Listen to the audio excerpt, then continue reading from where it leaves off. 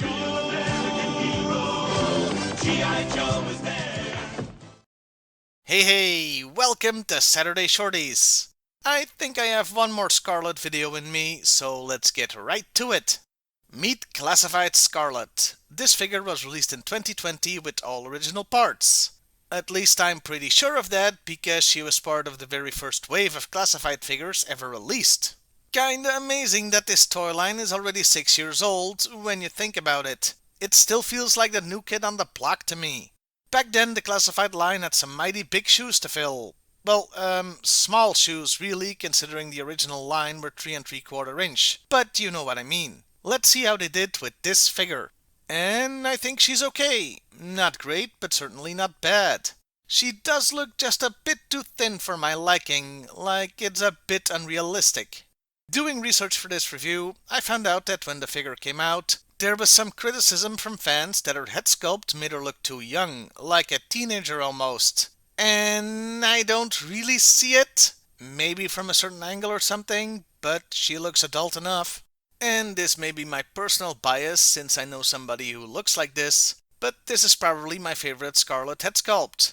Then again, considering what her first ever figure's head looked like, the competition isn't fierce. It also looks great compared to the box art, which is quite bad.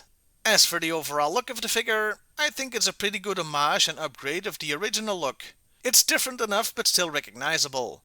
I'm not sure about the lower legs though, those boots look like something Wonder Woman would wear. Yeah, a bit on the extravagant side. Detailing is impressive, as it should be on a 6-inch figure. I quite like the throwing stars on the lower left arm and the fabric on those powerful thighs. Maybe I should text her. The detailing looks good. She has a belt that is technically an accessory, though I'm not sure how you take it off. It also serves no real function. They really should have added a knife sheath or gun holster with accompanying weapon. The belt is actually a bit of a problem, since it tends to ride up. So does the not quite backpack accessory that houses a quiver of non-removable arrows, and 3 very removable knives. Which is kinda weird because Scarlett was never known as a knife fighter. She'd bring her trusty crossbow to a knife fight, and this version seems to be quite a high-tech little thing. It looks cool, but could have used functional arrows. Also, it separates into 2 pieces, but I'm not about to mess with that. I'm not gonna talk about the articulation, since it's standard for a classified figure, and you should be familiar with what that's like by now.